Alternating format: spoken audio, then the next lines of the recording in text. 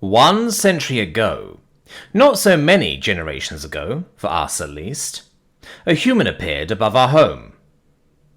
At the time, we were only beginning to explore the trappings of gunpowder and explosives. Guns were a long way off. Beast-drawn cars were still in widespread use, and we were only barely understanding the basic concepts of mass production, on very small scales. The biggest industry, if you could even call it that, were the glass-blowing villages that produced a ceremonial glass goblet. Entire families earning their livings creating these things. They were used in a lot of rituals for the church and whatnot, but mostly for what humans called birthdays. Simple enough. We didn't have much of an existence, but it was a peaceful one. We had, by that point at least, explored and conquered most of our world's landmass. We were at the point where entire cities were starting to be planned out in faraway lands, waiting for new entrepreneurs to make the journey and make their mark. Imagine our shock, horror, and all other emotions when outside one of our national capitals, a human ship appears. It didn't take us long to notice, you know. Giant bugger-off ship that's a mile long suddenly appears in the skies of your homeworld. Not exactly a thing you can easily miss, after all. One moment it was a bright sunny day with crisp breeze and gentle fall tides. Next thing you know, half the city is in a state of panic as a large starship appears in orbit. It walked in relatively close as well, close enough we could actually see its array of cannons and weapons. At first, it didn't do anything but move over different spots around the planet, hovering over cities and just sitting there, staring at us. We, of course, were in a full state of panic. We had no idea what it was, what to do about it, or anything. We knew nothing. We were still early in the stages of exploring our local star system. The telescope, as a dedicated means to search the stars, was still in its infancy, in terms of technology, after all. The few telescopes we had at that point weren't exactly top of the line. The few that could see it were making us nervous. Although we only recently figured out what cannons could be, we definitely knew the concept enough to register just how heavily armed that thing was. By modern standards, it would be classed as a heavy battlecruiser. It hovered around us for about a month. One long month of panic as it slowly strove its way around our pale green skies and blue clouds. Every time it came to a halt, we felt a presence, as if we were being watched. And as it turned out, we were being watched. By one man, Julius Marcus Caesar, call sign Boss Roma. One of the humans' so-called corsairs. A strange breed of creature, to be certain. I'm fairly certain by now you know about them, don't you? I shall assume you do. Every time he would stop that ship, he would conduct scans and observations. He was tracing our history, learning our language, and scanning the planet for any information. We, just like all of you, assumed planning for attack or invasion. Assembling a militia took us time, but we did eventually create a sizable armed force. We of course couldn't actually do anything about that, because what use is a halberd or broadsword against a starship with asteroid-killing guns? None, that's what. So imagine our pure terror when the ship started coming a lot closer than we felt comfortable with. One day, it started to land. This horrendously scary, heavily armed, impossibly armored behemoth of a starship hovered in place for a moment, then began to drop as if it had sprung a leak and was sinking. A mile-long, multi-million-ton monster suddenly drops from the sky and gently plops itself on a pasture on the outskirts of a large town. What exactly do you do about that, when your only response is sword and shield? Nothing, that's what. Sweet sod or nothing, with dumplings on top. Town response at first was to panic, run, hide, and call militia. The few soldiers we did have lacked the fortitude of traditional knights, and soiled themselves at the first sight of those main cannons. The sheer size alone was beyond daunting. At that point, what kind of crazed madman would ever dare to even approach? If it wasn't the fact it was so prominently sized, the sound of its engines alone would have been enough to terrify all who heard it. I have never heard such a noise before. 400 human years have I been alive. The terrifying low grumble of those engines still makes me shudder. I still have no clue what convinced this human that we were his port of call. He had millions of other planets to choose from, so why us? In total, at least according to the scan data he gave us, we numbered barely 30 million globally. Why us? We still do not know to this day. Let's say we've been too busy to ask. That ship landed and stayed with no activity for about an hour or so. Fuzzy on the details, it was ages ago. But eventually, the ship's ramp released and lowered to the ground. The strange few brave enough to step outside and look were mystified. No invading army, no grand conquest of arms, no death machines, just some dude with a sign and a folding table. We were very much shocked, of course, to see a human. A genuinely non-Serenity entity, to be certain. But still, after all that, it was just one person and a table. He came down the ramp, set up his table and sign, then returned up, making several more trips to procure various items. By the time we realized he wasn't exactly a viable threat, he had set up what can only be described as a recruitment desk on the grass under his ship. A large table, a chair on which he sat, a large sign, pamphlets and literature in a box, and a clipboard with a pen. Most curiously, however, was a small orb, that we now know as a drone, hovered nearby. Once he was done, he just sat there, reading a publication of some kind.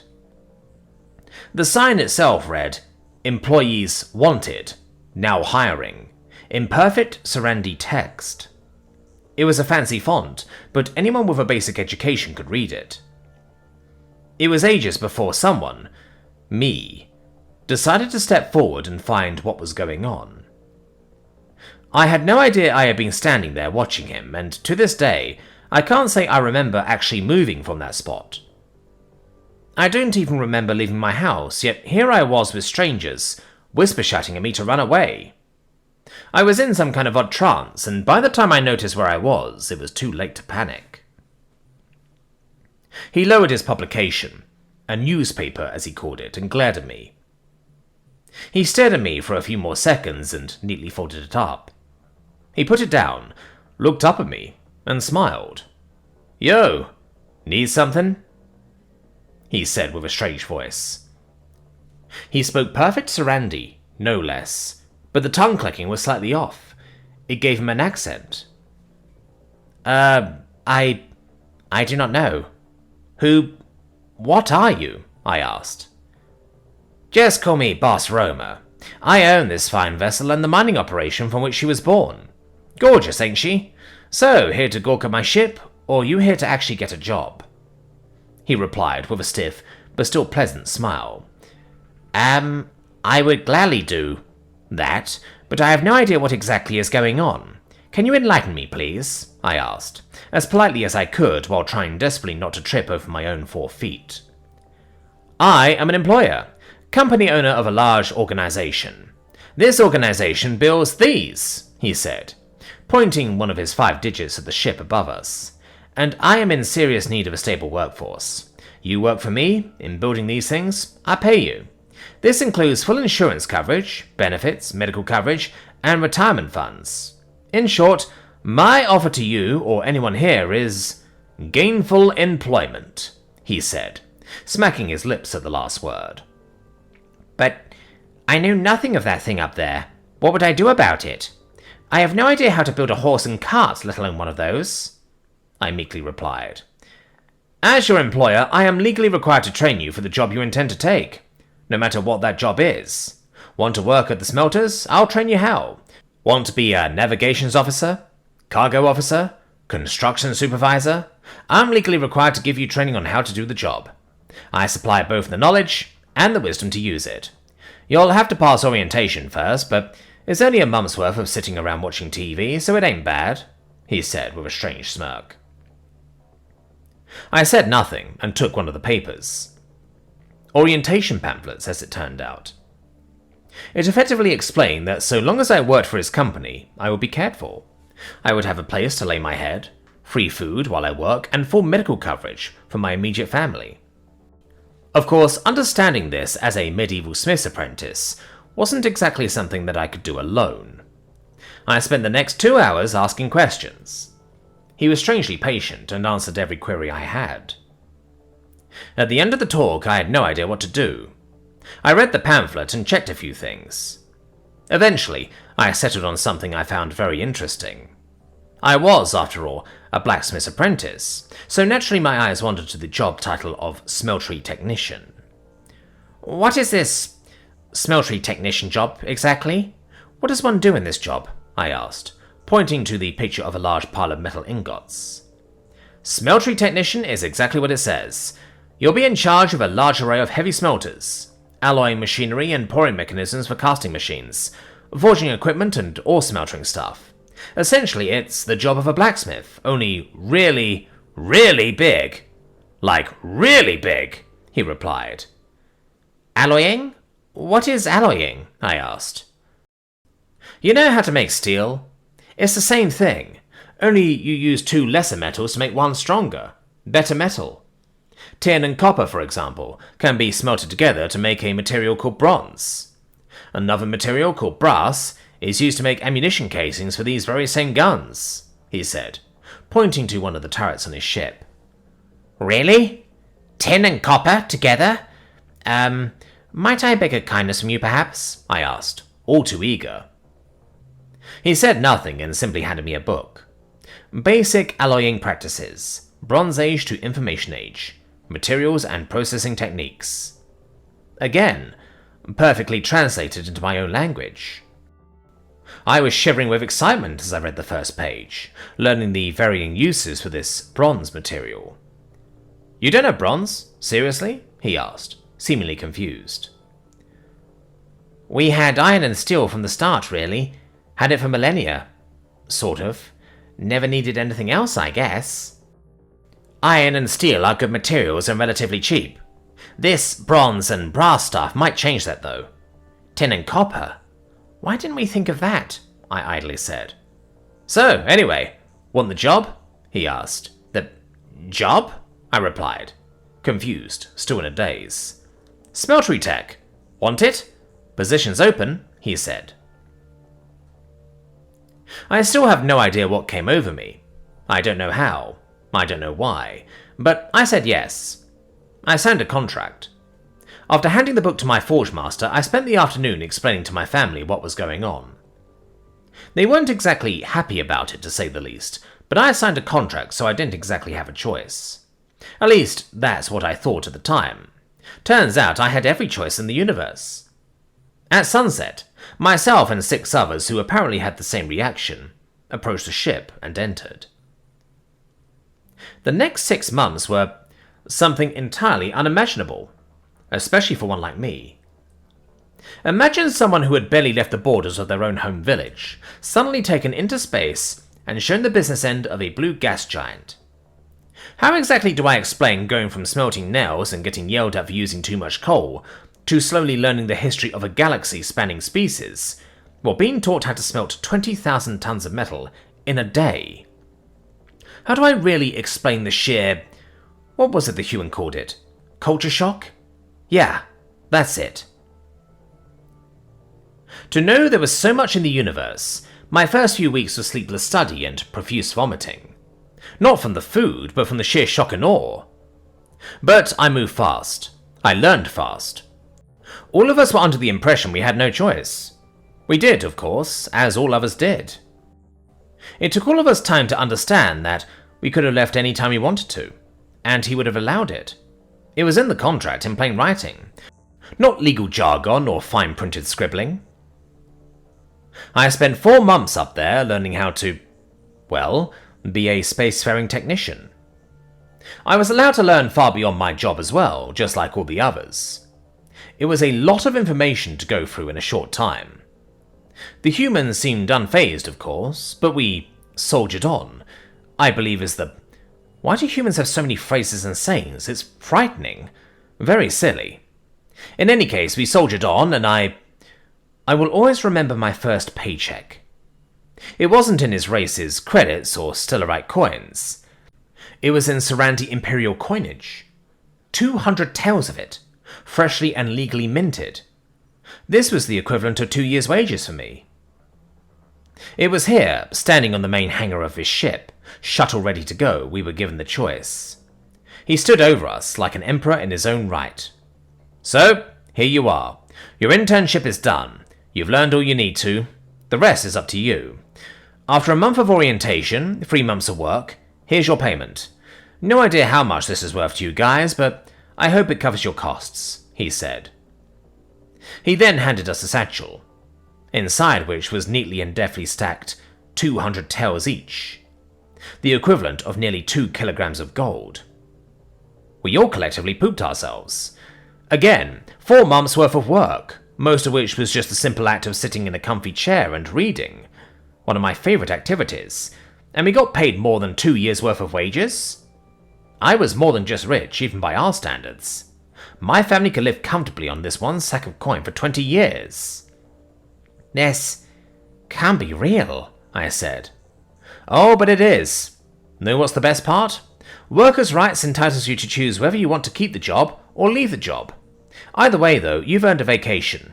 Time to go home. Get in, he replied with a smile, and ushered us into the dropship nearby.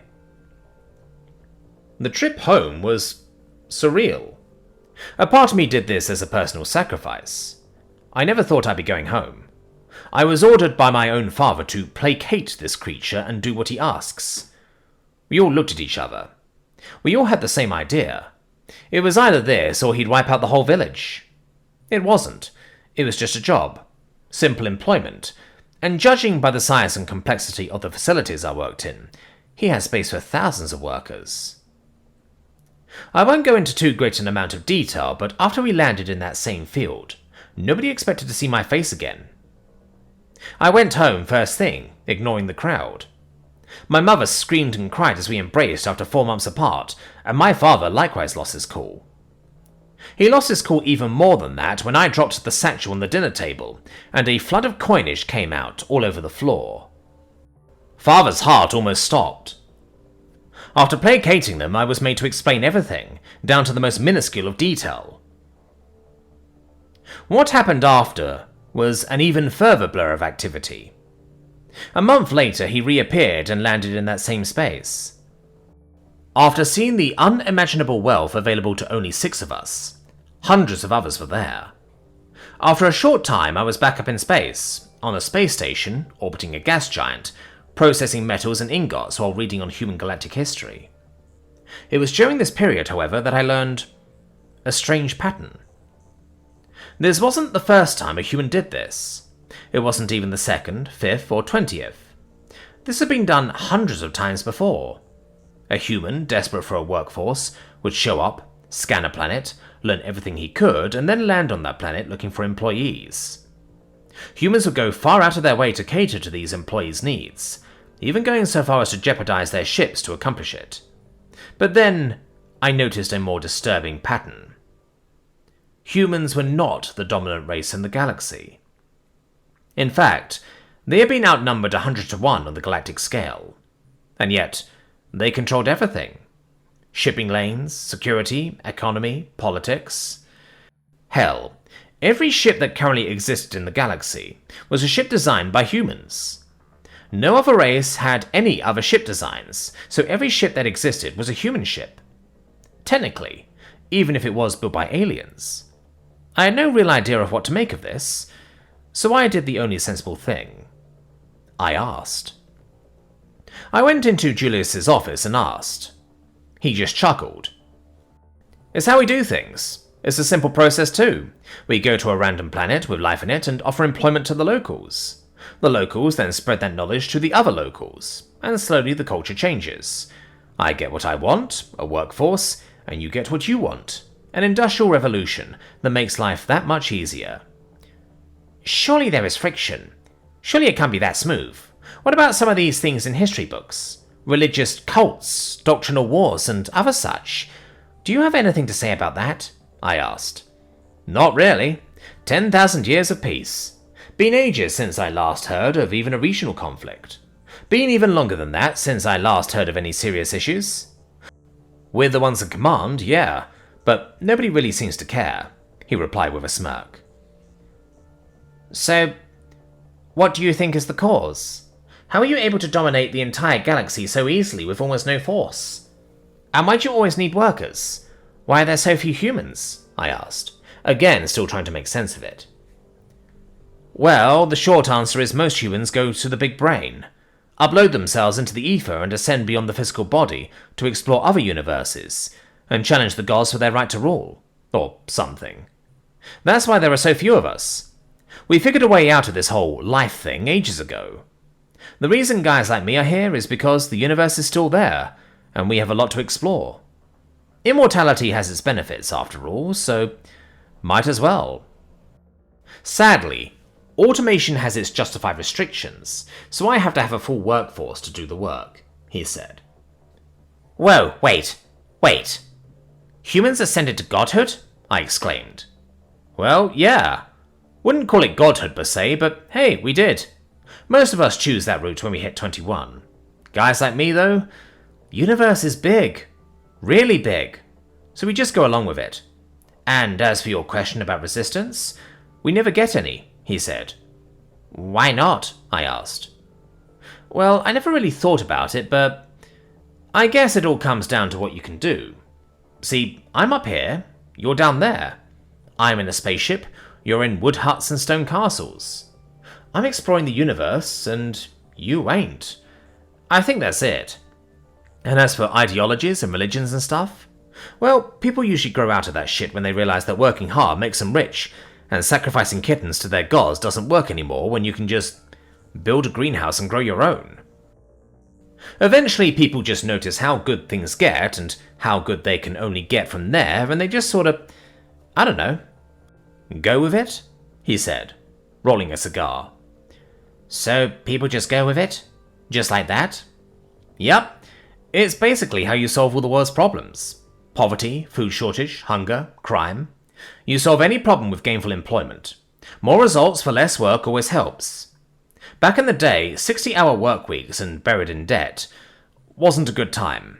We made changes. Now we have up to 10-hour work weeks, 3-day weekends, and, well, look what we've accomplished. Had more time and energy to solve real problems. Now we're sort of gods and stuff. Or something. Yeah, that's how we did it. Makes sense, he said. So let me get this straight. You control the galaxy via the means of gainful employment, and everyone just goes with it because it's easier? Nobody questions it? I asked. Well, why would you? Wealth beyond anything you've seen, an abundance of resources, more leisure time, higher survival rate, longer lifetimes due to medicines and stuff. We take care of our workforce. Hell, I'm even down in the forges myself when you were out with the flu last week. So, yeah, it's a clear line. I show people what works and what doesn't, and eventually they just do what works and avoid what doesn't. Haven't had any issues after the last 2,000 years, so obviously something's working, he said. So, you are what works, and everything else is what doesn't? That's how you rationalize this? I asked. Pretty much. I have the universe at my fingertips. You all are pooping in buckets and throwing it into the street. I'm up here, you are down there. Clearly something here works and something doesn't. Not to say I'm the bad guy here, but a lot of you bring your traditions and culture with you and it all mixes in. Hard work gets rewarded and therefore you get greater emphasis on hard work. It all winds up into its own self, really. Like a self-weaving tapestry. I usually just show up and open the door. The rest of you just filter in and fill the space. If it works, it works. Yeah, he said, and took a good puff of his cigar. But why'd you do this in the first place? Uplifting entire civilizations can't be all that cheap, I said. I do it because I feel like it. Besides, seeing people live longer, healthier lives, hey, isn't that by itself worth the price? He said. I simply took a deep breath and resumed my day. This is the secret to how humanity conquered the entire galaxy without ever firing a shot. Dominance and complete. Unquestioned control, all by the simple process of offering a better life. That's how they did it. They changed entire cultures, uplifted countless races, rebuilt entire civilizations, and remade the process of galactic history. All through a simple concept: gainful employment.